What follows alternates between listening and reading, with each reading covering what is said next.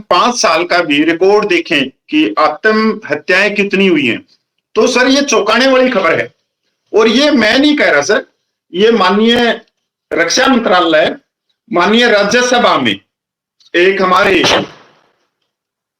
माननीय श्री ए रहीम केरला के सांसद हैं, उनको ये जवाब दिया।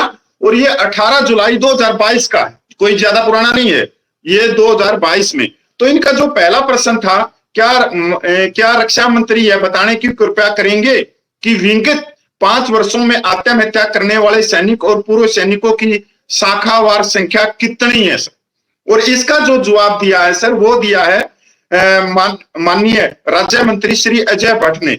तो सर आप चौंकाने वाले खुलासा है ये। सेना में जो आत्महत्या हुई वो 642 है, नौसेना में 29 है और वायुसेना में 148 है। 819 जवानों ने आत्महत्या की है। और एक रिपोर्ट है इसके पीछे, इन आत्महत्याओं या आत्महत्या करते क्यों हैं। इसमें घरेलू प्रॉब्लम बताई गई है, किसी का झगड़ा बताया गया, किसी चीजों का बताया गया है, पता नहीं क्या क्या है। जो जहां तक मेरा अनुभव है, क्योंकि ये चीजें कोई मायने नहीं रखती, क्योंकि जो परिवार होगा वहां पे बर्तन बजेंगे, भांडे बजेंगे और होते रहते। तो हर एक परिवार में कभी खुशी है तो कभी थोड़ा बहुत झगड़ा हो जाता है, ये तो नॉर्मल चीज है, ये तो मैं प्राकृतिक मानता हूं। पर ये रिपोर्ट है ना जो ये देते हैं, मतलब एक तरह से सरकार का किसी ना किसी तरह से मुंह बंद कर दिया जाता है कि देखो हमने इनके लिए माननीय पंडित जी को भी रखा है, एजुकेशन के जो होलदार है जेशो साहिब उनको भी रखा है, मौलवी जी भी हैं, अपने ग्रंथी साहब भी हैं, मतलब ये सिखाते रहते हैं, क्लासेस चलाते रहते हैं। अब दूसरा आंकड़ा भी सर देखने का लायक है, ये है राज्यसभा का, और आंतरिक प्रश्न संख्या है 1328, 14 मार्च 2022 को। और ये सर श्री मल्लिकार्जुन खड़गे ने लगाया है, जो कांग्रेस के अध्यक्ष हैं आज के दिन। उन्होंने सिर्फ ये पूछा कि पिछले 5 वर्षों के दौरान आतंकवादी हमलों में सशस्त्र बलों के कितने जवान हत्यार, जानलेवा और गैर जानलेवा हुए, पूरा ब्यौरा दो। सर इसके अंदर जो आप चौंक जाओगे कि पिछले 5 सालों में जो शहीद हुए वो सिर्फ तीनों सेनाओं में 159, इसको 159 कहते होंगे ना सर, एक कम मतलब 160 कम 1, 159। और जहां आत्महत्या की बात करते हैं तो 819। ये 21वीं सदी में हो रहा है सर, जहां हर हाथ में मोबाइल है, कंप्यूटर है, रेल चल रही है, मेट्रो चल रही है सर, बहुत चीजें हैं, बड़े बड़े रोड हो गई। और आज की जो आप एक चीज और भी मैं जोड़ना चाहूंगा कि जो आज के सैनिक हैं वो सर बहुत ज्यादा पढ़े लिखे भी हैं। अगर हम बात करें तो मैं एक आंकड़ा रखना चाहूंगा, क्योंकि जैसे कि राजस्थान में झुंझुनू डिस्ट्रिक्ट है जहां गौरव की सैनिकों की धरती बोली जाती है, और सबसे ज्यादा वहां पे सैनिक हैं, और एजुकेशन के मामले में भी है। दूसरी जगह है सीकर एजुकेशन का हब बना हुआ है, जिस तरह से कोटा, पटना इसमें था। तो सर आपको पता हो तो जो हमारे सैनिक भाई हैं उनकी वाइफ कोई टीचर है, कोई लेक्चरर है, कोई बी ग्रेड की नौकरी कर रही है, एनएम जेएनएम है सर, बहुत बड़े बड़े काबिल हैं, जो उनकी धर्मपत्नी है। अगर उसका कोई हस्बैंड इस तरह का काम करता है, क्योंकि अगर हम पैसे की बात करें कि इस कोर्ट की बात करें कि नहीं मैं 2 लाख मैं लेता हूं, मैं बहुत बड़ा ऑफिसर हूं, तो सर मेरे हिसाब से तो उनकी धर्मपत्नी भी इतने पैसे लेती होगी, और दोनों को मिला के तो वो उनसे ज्यादा हो गया।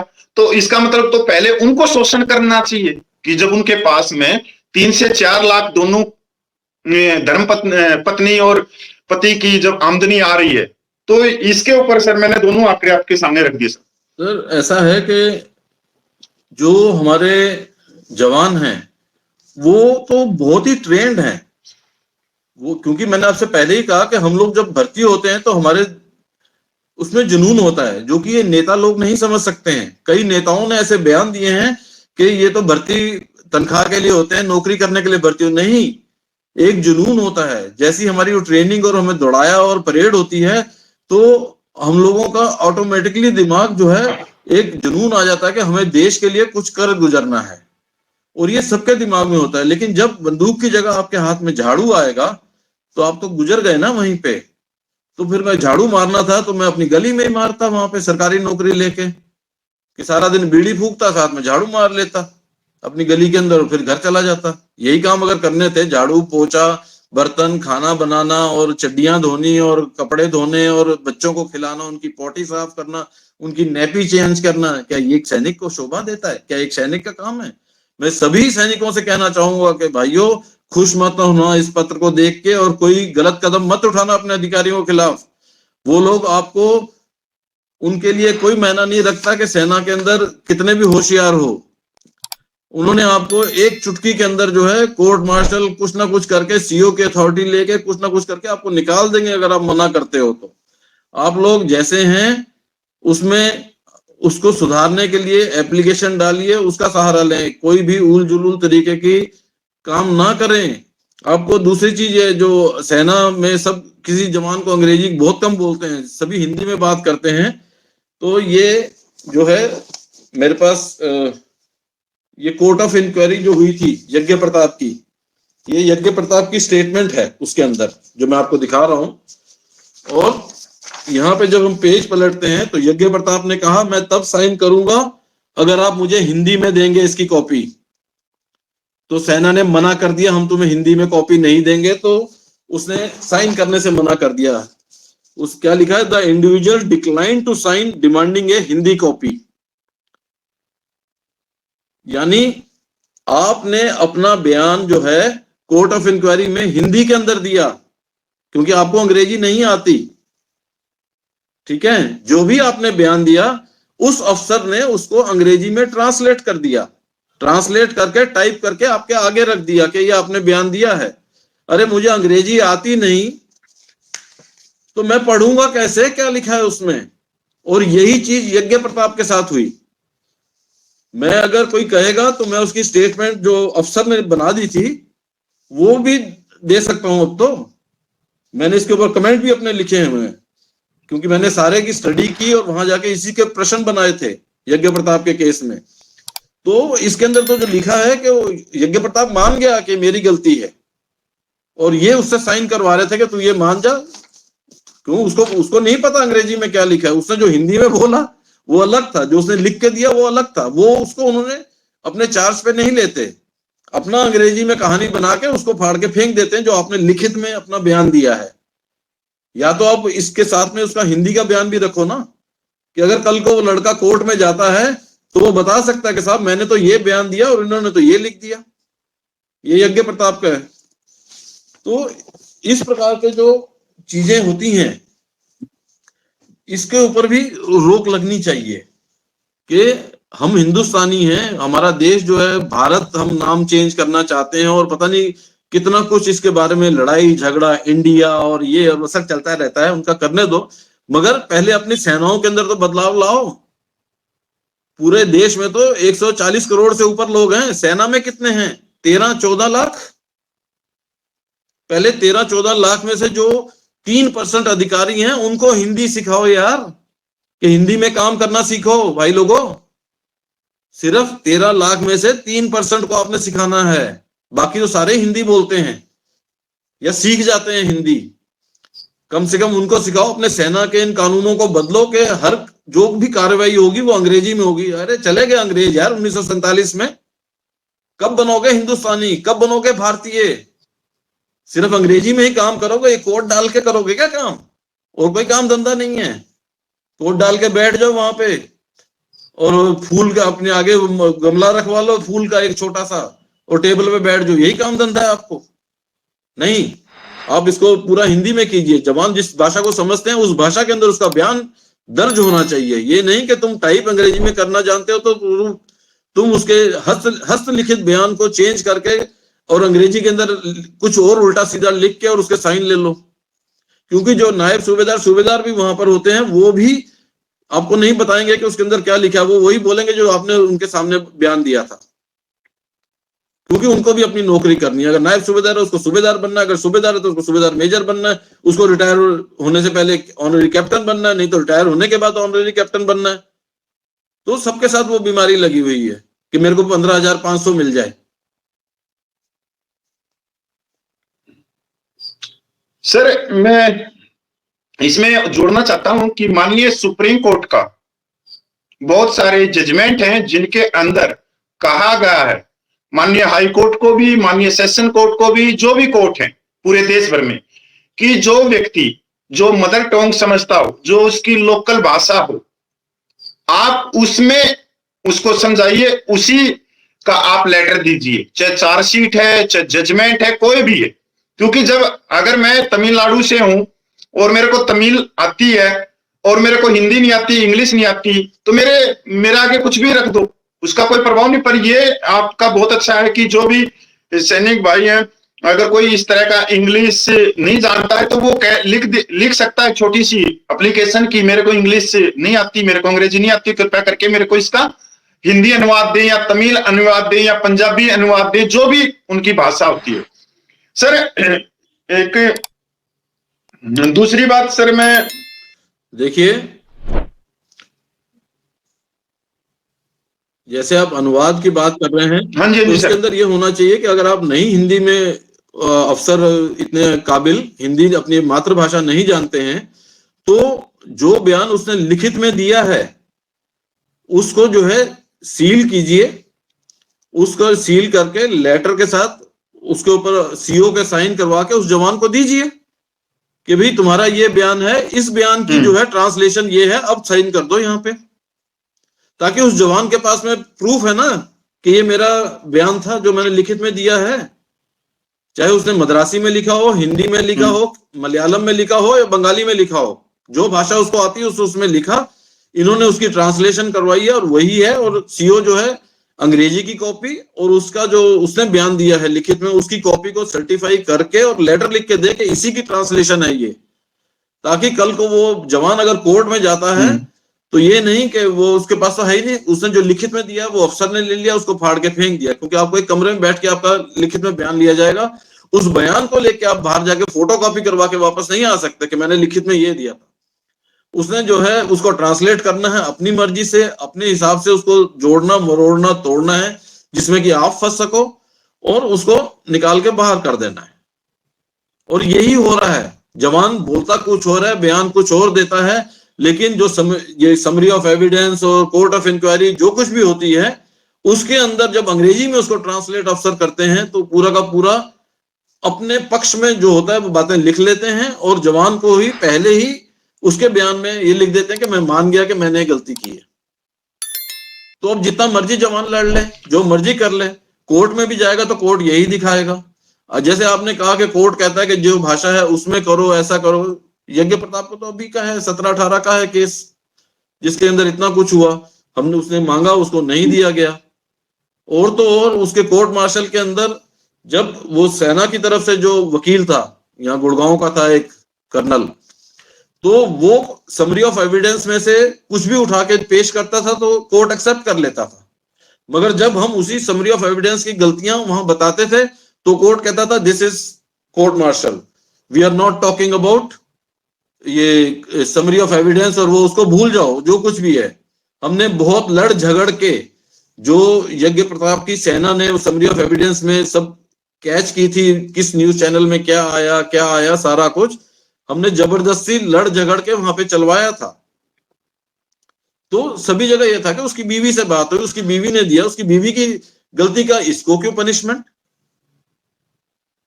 अगर मेरी बीवी कुछ ऐसा काम कर देती है तो ऑफिशियल सीक्रेट एक्ट ये वो उसके ऊपर लगाओ और उसको डाल लो जेल में, मेरे को क्यों उसकी सजा मिल रही है? इन्होंने जितने भी उसके ऊपर चार्ज किए ये किसी को प्रूव नहीं कर पाए। और तो और इन्होंने जो है कोर्ट मार्शल के अंदर ये नहीं लिया, एक अफसर था उससे पूछा गया कि आपका एक जवान आप कह रहे हो कि भूख हड़ताल पे था, इसका एक ये भी था चार्जशीट के अंदर, एक पॉइंट ये भी था कि इसने भूख हड़ताल की, तो आप कंपनी कमांडर थे उस समय वो कैप्टन था, तो आपने क्या एक्शन लिया जब सूबेदार ने आपको बताया? सूबेदार ने अपने बयान में कहा है, आपने भी अपने बयान में कहा कि मेरे को सूबेदार ने बताया कि यज्ञ प्रताप सिंह जो है भूख हड़ताल पर है, कुछ नहीं खा रहा है, तो आपने क्या एक्शन लिया? तो पता है वो कैप्टन क्या बोलता है, उस समय मेजर था, कहता है एक बंदे के लिए थोड़ा ना मैं इधर से उधर भागता फिरूंगा। अरे भाई तुमने कसम किस चीज की खाते हो? तुम ओथ क्या लेते हो पास आउट के समय? हर साल कसम खाते हो कि मैं अपने मातहत हर सैनिक का या उसका मैं देखभाल करूंगा, और उसके कोई परेशानी होती तो उसको अच्छे तरीके से हैंडल करूंगा और उसको ठीक करने की कोशिश करूंगा। और आए वो जो मेजर है वो ये कह रहा है कि एक आदमी भूख हड़ताल कर रहा है तो उसके लिए मैं थोड़ा जाके किसी को बताऊंगा कि 2IC को या सीईओ को, किसी को तो जाके बताओगे ना कि मेरी कंपनी के अंदर एक बंदा जो है भूख हड़ताल में बैठा हुआ है। तो ये कोर्ट ने जब उसने ये बयान दिया, उसी समय कोर्ट ने एडजॉर्न कर दिया, उसको जाके फिर बाहर पट्टी पढ़ाई उसके साथियों ने और कोर्ट वालों जो प्रिजाइडिंग अफसर वगैरह थे। वापस आया, उसने अपना वो बयान वापस लेके दूसरी चीज उसको घुमा दिया कि मेरे से गलती हो गई है, मैंने थोड़ा बाद में बताया, उस समय नहीं बताया। तो कोर्ट ने वो बयान उसका एक्सेप्ट कर लिया कोर्ट मार्शल के अंदर। कहां जाएं, किसके पास जाएं, कितना रोएं? हर स्टेप के ऊपर जवानों के साथ, हमारे साथ जो है इस तरह के काम होते हैं। आप सोचो तो ये एक दिन की अगर जो प्रोसीडिंग थी, वहां पे हम 4 महीने रहे हैं, एक दिन की जो प्रोसीडिंग थी उसके अंदर 25 बार हमारे साथ ऐसा होता था कि हमें अपना गुस्सा और सब कुछ खून पी जो है ना, पी के अपना खुद का पी के बैठना पड़ता था वो कोर्ट मार्शल के अंदर। अभी मेरे को मिले नहीं कागज, नहीं तो मैं आपको दिखाता कि मैंने कैसे जो भी कोर्ट मार्शल के अंदर बात होती थी उसको अंग्रेजी के अंदर लिखता जा रहा था, हर हिंदी के बयान को, इंग्लिश का जो भी था सारा का सारा लिख के मैंने अपने साथ रखा हुआ, जहां जहां गड़बड़ होती थी बयान में उसको रेडिंग से किया हुआ है। और साथ में घर जाके जब गुस्सा आता था गालियां भी लिखी हुई हैं उसके अंदर कि ये लोग कैसे इस तरीके की बात कर सकते हैं। जी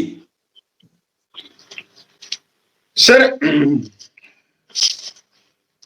जब भी कोई भी लड़ाई लगती है, युद्ध होता है, तो वहां पे जो हमारी आम चाल बोल है वही होती है, इंग्लिश नहीं बोली जाती वहां पे क्योंकि वो सबसे पहली चीज है। क्योंकि हम किसके लिए भर्ती हुए हैं? देश की सुरक्षा के लिए। और हमने करना क्या है? हमने अपने देश की सुरक्षा करनी है, बॉर्डरों पे खड़ा होना। वहां तो इंग्लिश का कोई काम नहीं रहता वहां जब तक। और दूसरी बात सर, मैं एक चीज और भी बताना चाहता हूं सर, मेरे याद आ गई। हमारे स्वर्गीय CDS विपिन राव जी ने सहायक प्रथा के ऊपर बहुत करड़े बयान दिए थे। 3-4 बयान उनके बहुत करड़े बयान थे कि सहायक प्रथा आज 21वीं सदी में नहीं चलनी चाहिए। ये एक्सेप्ट किया था उन्होंने पूरे में। उसके बाद में डिसेबिलिटी पेंशन के बारे में बोला, मिलिट्री सर्विस पे के बारे में भी बोला। पर जैसे उन्होंने सहायक प्रथा और इन 2-3 पॉइंटों की जब जवानों के हकों में बात की, तो सर एक लाभी उनके खिलाफ में खड़ी होगी, उनको टैग कर दिया पूरी जगह, हर जगह उनको कर दिया। सर मेरे पास में आप लोगों का मांग पत्र भी है और मेरे पास सबका सैनिक संघर्ष कमेटी का, और आप लोग भी लिखते हो। तो मैं एक, अगर आप चाहो तो मैं एक पैरा है उसको पढ़ के सुनाना चाहता हूं। क्यों नहीं। जिससे जो, क्योंकि 21वीं सदी में है ये, हमारे जो देश के संविधान के दायरे में, संविधान की जिन्होंने शपथ ली है न्याय देने की और एक 75 सालों की 250 सालों की आजादी से हम बाहर निकले, अंग्रेजों के जमाने के आर्मी रूल, ये जो लिखा जा रहा है, ये लिखा जा रहा है माननीय प्रधानमंत्री, माननीय राष्ट्रपति, माननीय रक्षा मंत्री श्रीमान जी, हमारी सेना के उच्च अफसर और डिफेंस मिनिस्ट्री 1911 में अंग्रेजी के बनाए आर्मी रूल को बदलने की मांग पर कहते कि अंग्रेजों के बनाए आर्मी रूल बहुत ही पुराने हैं, हम इसलिए आर्मी रूल को बदलने की कोई जरूरत नहीं है। हम सेना के उच्च अफसर तथा डिफेंस मिनिस्ट्री आदि को बताना चाहते हैं कि मौजूदा आर्मी रूल तो 1911 के अंग्रेजों के द्वारा 160 साल पुराने बनाए गए हैं। अगर 160 साल पुराने होने के कारण आर्मी रूल अच्छे हैं तो हम भारतीय सेना पर मुगलों मोहम्मद शाह के 1511 के बनाए आर्मी रूल लागू करने चाहिए, क्योंकि वह तो 508 साल पुराने हैं। इसलिए ज्यादा पुराने होने के कारण मुगलों के आर्मी रूल ज्यादा अच्छे होंगे। श्रीमान जी, एक तरफ हमारे राष्ट्रपति जी, प्रधानमंत्री, रक्षा मंत्री या सेना के उच्च अफसर मीडिया में देशवासियों को संबोधन करते हुए कहते हैं कि हम सेना को अति आधुनिक बनाने की तरफ अग्रसर हैं। या हम पूछना चाहते हैं कि श्रीमान जी, क्या आप 108 साल पुराने अंग्रेजों के बनाए हुए आर्मी रूल के साथ भारतीय सेना को अति आधुनिक बनाओगे? Question mark. जो देश अपनी सेना के आर्मी रूल खुद बना सकने में सक्षम नहीं हो, क्या वह अमेरिका, यूरोपीय देशों की सेना जैसे सेना के अति आधुनिक बना सकता है? Question mark. यह भारतीय सरकार और प्रशासन के लिए सोचने का विषय और भारत सरकार को इसके लिए गहन विचार करना चाहिए और भारतीय सेना अधिनियम लेके आने चाहिए। इसी लेटर में सर